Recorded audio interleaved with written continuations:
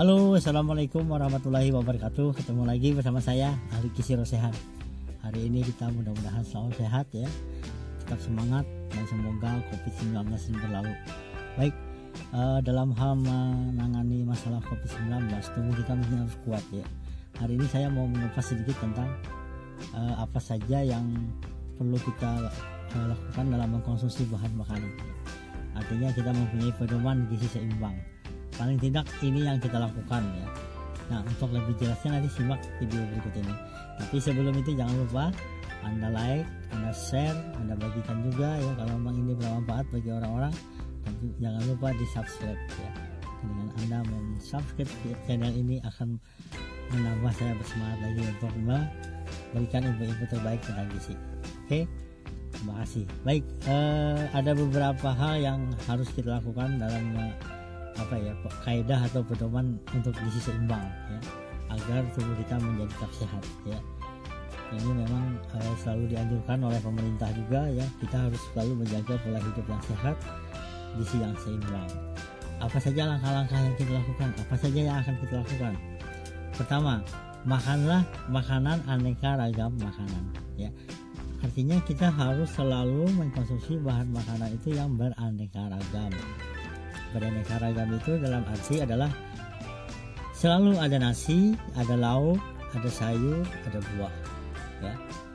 Nah, sekarang ini susah mencari makanan yang beraneka ragam. Makanan-makanan yang dijual di luar ya, yang cepat saji, itu kebanyakan hanya tinggi kalori dan protein, tapi rendah serat, vitamin dan mineral. Nah, oleh karena itu kita selalu dianjurkan makanlah makanan yang beraneka ragam. Artinya apa? Dengan mengkonsumsi bahan makanan yang beraneka ragam, otomatis kita akan terhindar dari kekurangan zat gizi. Kenapa? Karena saling menutupin. Nasi kaya akan karbohidrat, ikan kaya akan protein, vitamin terdapat pada buah-buahan dan sayur-sayuran ya.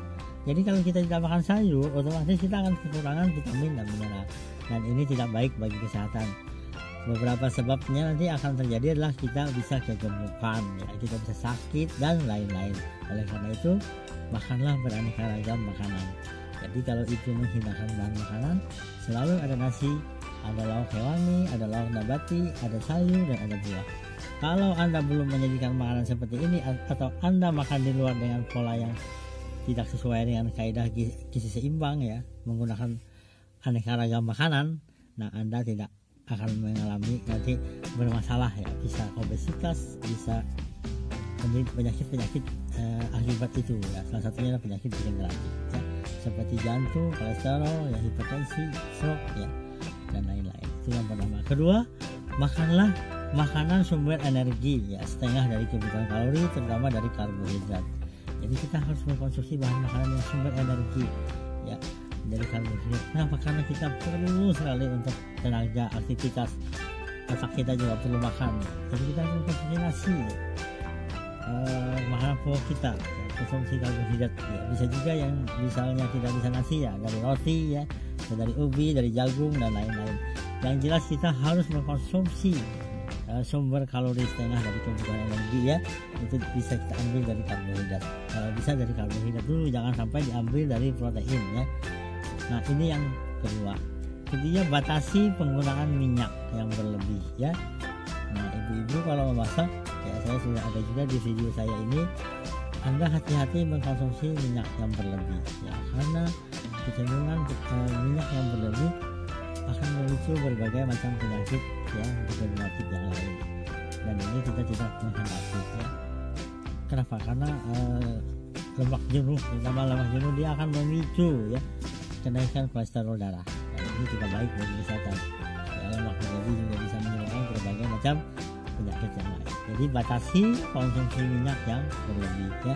Berikutnya adalah biasakan sarapan pagi. Nah, sarapan pagi sangat penting pemirsa ya. Kita harus makan setiap hari ya, biar kita bisa beraktivitas, biar kita bisa konsentrasi, biar kita tidak sakit, biar tidak menjaga obesitas dan lain-lain. Selengkapnya bisa dilihat di video saya ya, tentang manfaat sarapan pagi. Itu saya kupas ya, panjang lebar di sana. Nah, kemudian berikutnya adalah cegah anemia ya. Jadi konsumsi zat besi yang cukup, jangan sampai kita kekurangan zat besi. Zat besi membantu kita mencegah terjadinya anemia. Anemia sekarang sangat tinggi, angkanya lumayan tinggi ya. Jadi apalagi pada wanita remaja putri ya, bagi ibu hamil itu hindari anemia. Caranya adalah dengan mengkonsumsi bahan makanan sumber zat besi. Bisa dari hewani, bisa dari nabati. Yang dari hewani ini lebih hebat dia karena zat besinya udah aktif. Misalnya dari telur ya, dari ikan, dari daging dan lain-lain. Kemudian dari nabati bisa dari kacang-kacangan ya, dari sayuran ya. Nah, kalau nabati ini dia harus diubah dulu menjadi aktif dengan bantuan vitamin C. Oleh karena itu kita harus mencegah anemia karena anemia berbahaya pemirsa. Apalagi pada ibu hamil ya, yang anemia dia berisiko kematian janin, kematian ibunya ya. Dan ini sudah menjadi program pemerintah mencegah anemia. Salah satunya adalah dengan pemberian tablet besi ya, yang ada di sarana kesehatan. Ibu hamil harus mengkonsumsi zat besi ya, yang kita kenal dengan F1, F3 itu di puskesmas dia dikasih. Nah, ini salah satu cara pemerintah mencegah anemia. Oke, berikutnya adalah minumlah air putih yang cukup ya. Banyak minum air putih yang banyak biar kita sehat. Ini saya pas juga di video saya tentang air putih, bahkan durasinya sampai 1 jam.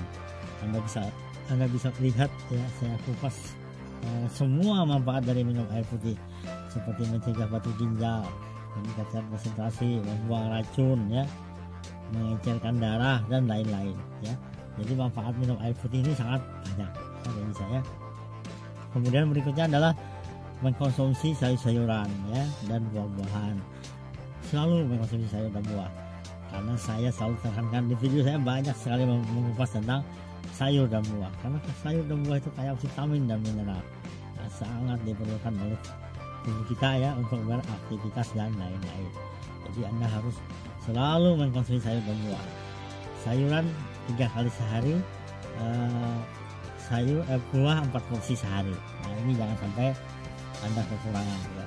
Buah selalu banyak, tidak perlu mahal, buah pisang murah ya, dan kita tidak ada alasan tidak mengkonsumsi buah. Oke. Kemudian berikutnya adalah biasakan sarapan pagi ya. Nah, sarapan pagi itu sudah saya bahas juga. Kemudian berikutnya adalah bacalah label ya dalam membeli produk. Label itu penting, dilihat expirednya ya. Makanan dalam negeri, makanan luar negeri apakah halal ya. Kemudian hati-hati dengan expired, kalau dia sudah mendekati hindari ya. Kemudian berikutnya adalah jangan mengkonsumsi makanan dari kaleng itu yang sudah berbenturan ya, misalnya bekas jatuh, penyok ya, karena itu sudah tidak bagus lagi untuk dikonsumsi ya. Nah, itu harus Anda perhatikan. Kemudian makanlah yang aman ya bagi kesehatan. Jadi Anda harus mengkonsumsi makanan yang aman, yang sehat, yang higien ya. Jangan beli makanan di tempat-tempat sembarangan, karena itu tidak sehat, bisa menyebabkan kita jadi sakit ya. Kontaminasi makanan ini sangat banyak ya, makanya kita hati-hati dalam penanganannya ya, jangan sampai nanti terjadi diare dan lain-lain ya. Berikutnya adalah selalu berolahraga ya, aktivitas fisik selalu dijalankan, hindari malas bergerak ya, karena olahraga itu penting. Dengan berolahraga tubuh kita menjadi lebih sehat ya pemirsa. Olahraga yang sehat itu akan membuat kita menjadi refresh, beraktivitas semakin enak ya, dan membuat kita menjadi lebih enjoy ya. Kemudian hindari penggunaan garam berlebih ya, apalagi natrium yang berlebih, jangan sampai Anda hipertensi. Kemudian berikutnya adalah konsumsi yodium ya. Yodium itu penting pemirsa, menghindari ibu-ibu kandang gondok, menghindari anak yang lahir kreatin ya, kecil pendek ya, menghindari IQ anak jadi rendah. Oleh karena itu ibu-ibu harus banyak mengkonsumsi yodium. Yodium banyak terdapat pada garam yang difortifikasi ya, tapi dalam produk makanan juga banyak, apalagi dalam makanan dari hasil laut ya, yodiumnya lumayan banyak. Nah, oleh karena itu kita harus mengkonsumsi yodium ya. Kemudian berikutnya adalah kita juga harus selalu melakukan makanan yang teratur dan jadwal ya, jangan sampai kita makan nanti tidak teratur. Kadang-kadang makan jam segini, teratur terjadwal ya, jadi biar tubuh kita tetap sehat ya. Kemudian selalu mengkonsumsi bahan makanan yang menyehatkan seperti bahan makanan mengandung probiotik ya. Salah satunya kemarin saya membahas tentang Yakult ya. Anda bisa lihat di video saya tentang Yakult, saya jelaskan di situ manfaatnya. Dan berikutnya adalah kita harus selalu menjaga kesehatan ya. Jangan lupa selalu laksanakan apa yang dianjurkan pemerintah, jaga jarak, cuci tangan pakai sabun dan pakai masker ya. Karena kita lagi dalam pandemi COVID-19. Oke, terima kasih. Semoga ini bisa menambah pengetahuan Anda tentang gizi. Selalu sehat ya, karena apapun yang kita makan itu berpengaruh terhadap kesehatan. Kata orang barat, apapun jenis penyakit ibunya makanan. Jadi makanan itu adalah menyebabkan kita sakit, juga bisa menyembuhkan kita sakit. Kalau kita bisa menjaga pola makan yang seimbang, kita malah sehat. Kamu adalah apa yang kamu makan. Kalau kamu gemuk berarti kamu banyak makan. Kalau kamu kurus berarti kamu kurang makan ya. Muka kita ini kelihatan bengkak ya, atau kembem atau gemuk ya, atau kurus, itu karena kita makan ya. Karena itu mari kita menjaga pola makan. Terima kasih. Jangan lupa selalu like, share dan subscribe ya, kalau gizi sehat, ahli gizi sehat. Semoga ini bermanfaat. Assalamualaikum warahmatullahi wabarakatuh.